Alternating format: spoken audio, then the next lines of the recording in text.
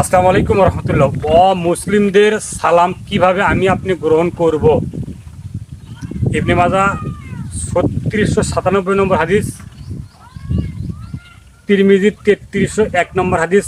আনাস ইবনে মালিক রাদিয়াল্লাহু তাআলা আনহু থেকে বর্ণিত, তিনি বলেন রাসূল সাল্লাল্লাহু আলাইহি ওয়াসাল্লাম বলেছেন, আহলে কিতাবদের কেউ যদি তোমাদেরকে সালাম দেয় তাহলে তোমরা বলো ওয়ালাইকুম তোমাদের প্রতি। সম্মানিত উপস্থিতি, আমরা মানুষকে ভালোবাসতে গিয়ে এমনভাবে ভালোবাসি, হিন্দু খ্রিস্টান ইহুদি যদি আমাদের স্যার টিচার অথবা কোনো প্রতিষ্ঠানের স্যার হয়, তাদেরকে আমরা এমনভাবে সালাম দেই যে মনে হচ্ছে তারা আমরা মুসলিম ভাই। জি না, তারাই আমাকে সালাম দেবে, আমরা তাদেরকে সালাম দেব না। তারা যদি সালাম দেয় তাহলে আমরা বলবো ওয়ালাইকুম। এই কথা রাসূল সাল্লাল্লাহু আলাইহি সাল্লাম বলেছেন প্রায় 1450 বছর পূর্বে।